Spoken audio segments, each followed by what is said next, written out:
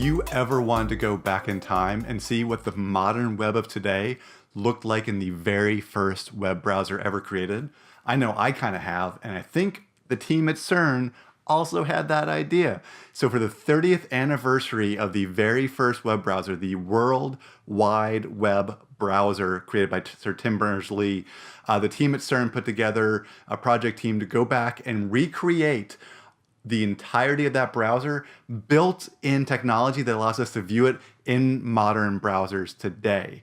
So you can actually go and type in any web address in the entire world and see what it looked like back in the world's first HTML viewer. I'm a fan of semantic markup, of good HTML, so I had to put my site to the test. I had to see how I could stack up against others in this day and age.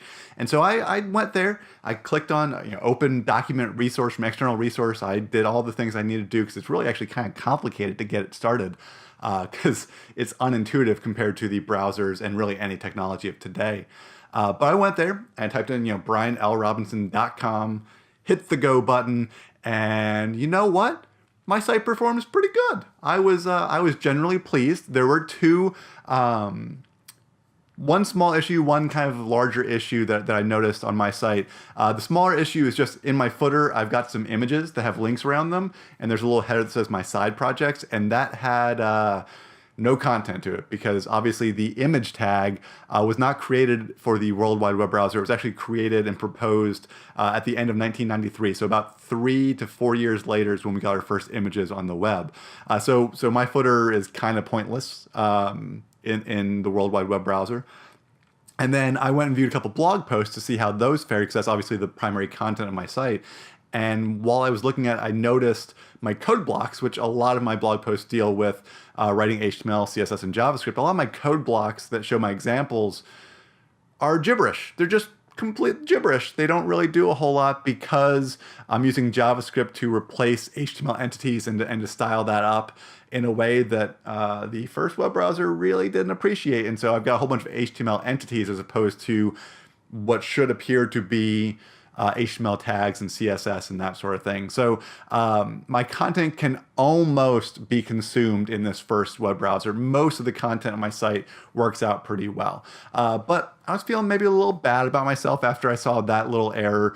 And so I wanted to kind of go take a look at some giants, right? I wanted to see how I stacked up against teams of hundreds of developers.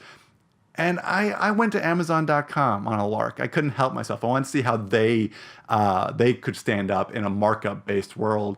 And I wasn't completely shocked by what I saw. I saw a lot of navigation across the top, although I was interested to see that some of the navigation on Amazon's site aren't links. They don't actually show up as anchors to other resources. They just are text, which I have to assume they're changing with JavaScript. But once I got past a little bit of navigation I got to the first bit of content for an e-commerce site, and that is the list of products on the homepage. And they had their top deals section. And let me tell you, those deals were pretty good. They were $12 and $15 off. Off what? I'm not entirely sure. The product itself doesn't display, and that's because they're generating there's an image, and then they're generating the rest of the content via JavaScript. So I could see the prices, but there were no links, there was no image, there were no bits of description, no title. So yeah, I'll take $12 off a product, sure, no problem. And then scrolling on the page, it really had the same issue over and over again. It was just either nothing showing up in their list items or prices and not a whole lot else. So I wanted to see how a news site could fare against this, because really a news site is all about documents. It's all about text in the end, which is really what the web was originally founded on, just kind of static writing. And so I went to nytimes.com, the New York Times website, thinking that a content-heavy site would fare much, much better. And in reality, it did.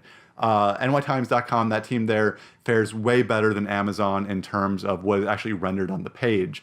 However, from a hierarchy standpoint, once you get past the glut of navigations across the top, and really these are list items, so just one after the other going down the page, it takes a long time. Once you get past that, you do get the news of the day, but it's all smashed together. And I don't really think that CSS and JavaScript are going to solve that issue for them, because you look at their site in a modern browser and the content's all smashed together. Oh, sick journalism, UX burn. So yeah, it's really interesting to see how a design can actually influence the HTML in a way that makes the HTML itself not as hierarchical, not as well structured, because they had to structure their HTML in a way that was going to be proper for their design. So jokes aside on the state of UX in journalism today, it works. They've got some issues. There's random like titles floating around, like a topics tag. It's just kind of in the middle of the page. And in the design, it makes sense. It's a smaller font size. It's right next to the title of the article.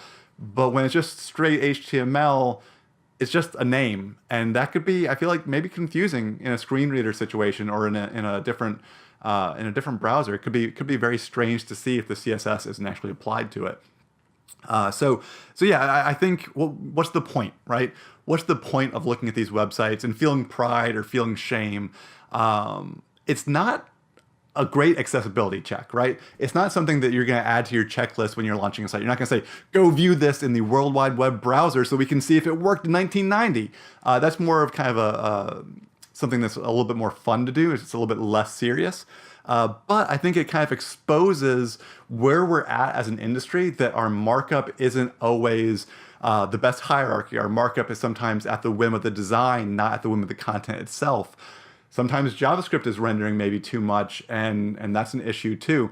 So I think it's an interesting side effect of this kind of what Jeremy Keith called the digital archaeology project, to surface the way that this looked back then. It's a way of knowing kind of how resilient your content is. If it works in 1990s technology, works in 2019's technology, hopefully it will also work in 2030's technology, whatever that may be. Content's kind of content, and the markup really is there so that we can work through it.